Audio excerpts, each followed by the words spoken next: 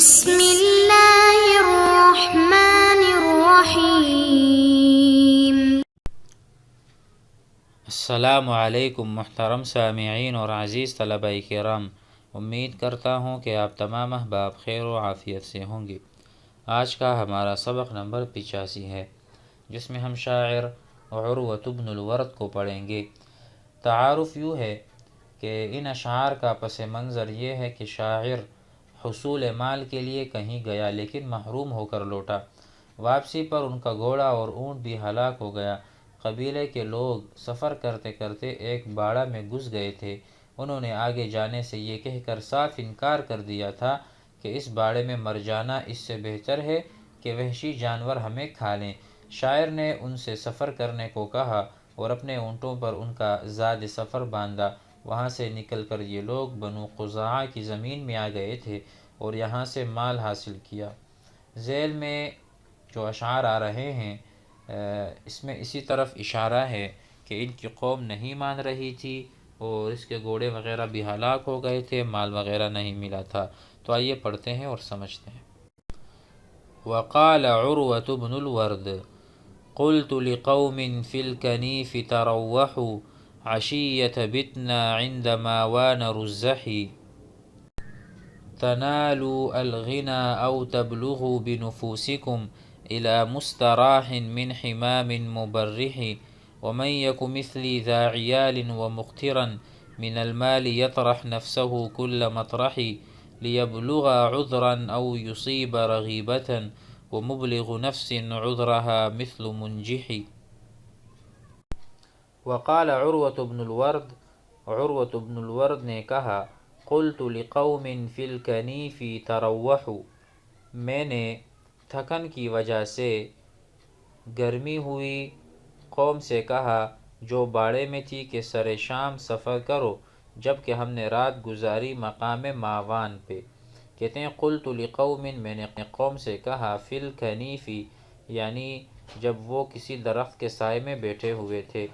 میں نے کہا اپنی قوم سے فی الکنیف درخت کے سائے میں یا جب آرام کر رہی تھی، تروحوا کہ رواح، رواح کہتے ہیں شام کو۔ حدیث میں آپ نے پڑھا ہوگا الغدو والرواح، الغدو صبح سویرے نکلنا، الرواح جس طرح رائج بھی ہے رح رح عربی میں اور سعودی وغیرہ میں لوگ کہتے ہیں۔ تروحوا کہ شام میں چلتے ہیں کیونکہ تھکاوٹ بہت۔ عشیۃ بتنا جب ہم نے رات گزاری تھی، عند ماوان رزحی، رزح کا معنی ہے تھکن کی وجہ سے گری ہوئی قوم۔ تو ان سب سے میں نے کہا کہ ہم تو ابھی سر شام سفر کر دو کیونکہ ہم نے رات گزاری مقام ماوان میں تھکے ہوئے ہیں۔ اب اس کا نتیجہ کیا ہوگا؟ تنالوا الغنى، تم غنیمت حاصل کر لو گے، او تبلغوا بنفوسکم یا تکلیف دے موت سے اپنی جانوں کو آرام کی جگہ یعنی قبر تک پہنچا دو گے، او تبلغوا بلغا یبلغوا بنفوسکم اپنی جانوں کے ساتھ تم پہنچ جاؤ گے۔ یہاں پر شاعر کہہ رہے ہیں تنالوا الغنى، یا تو تم مالدار ہو جاؤ گے یا تم اپنی جانوں کو ہلاکت میں ڈال دو گے۔ الی مستراح وہ ایسی جگہ ہے اور ایسی راحت کی جگہ ہے، یعنی ایسی راحت میں من حمام مبرح، حمام کہتے ہیں موت کو، موت کو، مبرح تکلیف دینے والی موت۔ تو دنیا کی زندگی تکلیف دہ ہے کسی کی نظر میں کہ یہاں پر رہنا ہے نا۔ اس میں یہ بتانا چاہ رہے کہ اگر یہ جو تنگ دستی کی حالت ہے، ہمارے پاس کھانے پینے کی کچھ نہیں ہے، تو وہی بات ہے کہ کاد الفقر ان یکون کفرا، تو یہ بتانا چاہ رہے ہیں یا تو تم کو مال مل جائے گا، غنیمت مل جائے گی، اگر یہ نہ ملے تو سکون سے دنیا سے چلے جاؤ گے اور راحت مل جائے گی۔ وَمَن يَكُ مِثْلِي ذَا عِيَالٍ وَمُقْتِرًا اور جو آدمی میری طرح عیالدار، وَمَن يَكُ مِثْلِي ذَا عِيَالٍ یعنی اہل و عیال والا آدمی میری طرح، وَمُقْتِرًا مقتر تنگ دست کو کہتے ہیں کہ جو میری طرح عیالدار اور مال مفقود ہونے کی وجہ سے تنگ دست ہو، من المال مال سے، مقترا من المال، یطرح نفسہ کل مطرحی تو وہ اپنے آپ کو ہر ہلاکت خیز جگہ میں پھینک دیتا ہے۔ وہ پھر نہیں دیکھتا کہ میں ڈاکہ کر رہا ہوں، حرام کھا رہا ہوں، فلاں چوری کر رہا ہوں، جب وہ ایسی حالت کو آتا ہے تو پھر کچھ بھی کرنے لگتا ہے۔ وَمَن يَكُ مِثْلِي يَكُ يَكُنَ كَانَ يَكُونُ، جو میری طرح ہوگا، وَمُقْتِرًا مِّنَ الْمَالِ خَالِيًا مِّنَ الْمَالِ يَطْرَحُ يُلْقِي نَفْسَهُ، القا یلقی پھینکنا اپنے آپ کو، كُلَّ مَطْرَحِ فی كُلِّ مَكَانٍ لِيَبْلُغَ عُذْرًا، تاکہ وہ عذر تک پہنچ جائے، او یصیب رغیبتاً، یا پھر غنیمت مرغوبہ کو پالے، ومبلغ نفس عذرها مثل منجح، اور اپنی جان کو درجہ عذر تک پہنچانے والا کامیاب آدمی کی طرح۔ کہتے ہیں کہ اپنی سی کوشش تنگ دست کی حصول روزی میں کرنی چاہیے، سو اگر حاصل ہو جائے تو بہت اچھا، اور ناکام رہے تو اس پر کوئی ملامت نہیں کہ اس کی طرف سے کوئی کسر نہیں رہی۔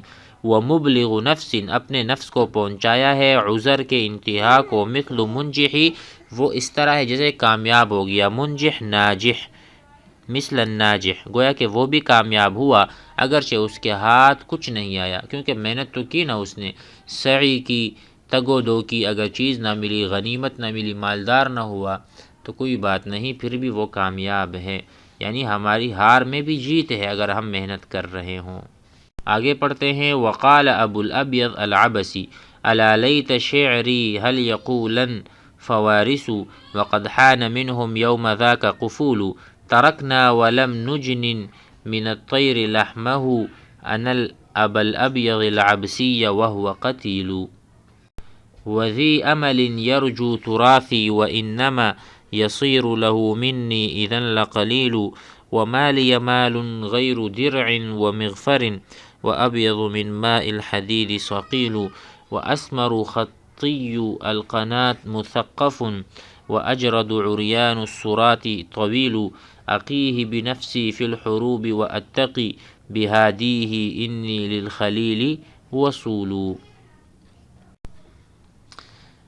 وقال ابو الابیض، شاعر اسلامی ہے، یہ کہتے ہیں، الا لیت شعری، کاش میں جانتا، هل یقولن فوارس، کہ کیا شہسوار کہیں گے، وقد حان منہم، حالانکہ لوٹنے کا وقت قریب آ گیا، وقد حان منہم یوم ذاک قفول، ان کے واپس لوٹنے کا دن بھی قریب آیا، اگر شہسوار یہ کہہ دیں۔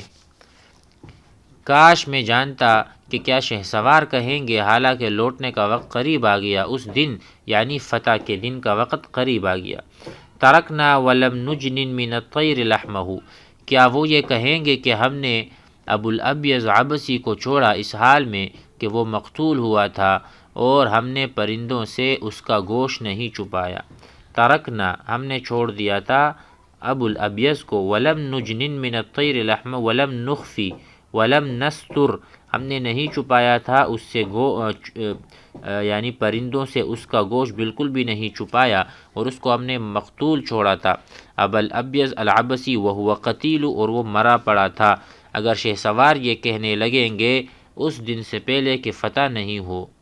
اور اس کے ساتھ ساتھ وذی عمل، اور کوئی آدمی یہ عمل کرے گا اور یہ امید رکھے گا، یرجو تراثی، جو میری میراث کی امید کیے بیٹھے ہیں، اور بہت سے امیدوار جو میری میراث کے امید رکھے بیٹھے ہیں، وَإِنَّمَا يَصِيرُ لَهُ مِنِّي إِذًا لَقَلِيلُ، حالانکہ میری جانب سے جو کچھ ان کو ملے گا وہ بہت کم ہے، وَإِنَّمَا يَصِيرُ لَهُ، اور میری طرف سے جو ان کو ملے گا وہ دراصل بہت کم ہے، پھر بھی کیوں یہ امید رکھتے ہیں اور لالچ کیے بیٹھے ہیں۔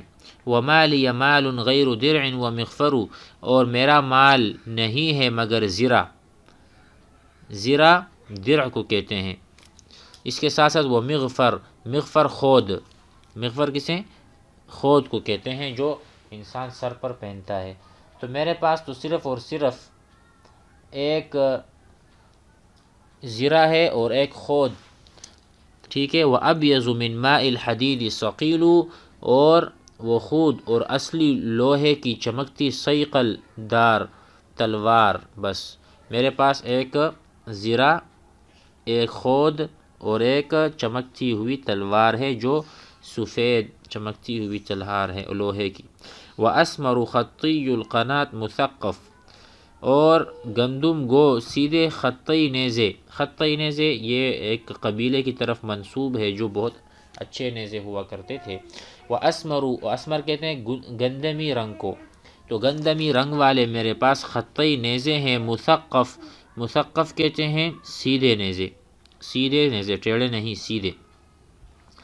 وَأَجْرَدُ عُرْيَانُ الصُّرَاطِ طَوِيلُ، اور اس کے علاوہ اجرد کم بال، اجرد جرد، اجرد کہتے ہیں مجرد کو یعنی جس گھوڑے پر بال نہ ہو، عریان الصراطی، اور کم بال ننگی کمر والا لمبا گھوڑا یعنی یہی میری میراث ہے، ٹھیک ہے۔ صراط کہتے ہیں ننگی پیٹھ، عریان الصراطی، اس پہ بال بھی نہیں ہے، اس کی جو کمر ہے وہ خالی ہے، ننگی ہے، طویل لمبا ایک گھوڑا ہے۔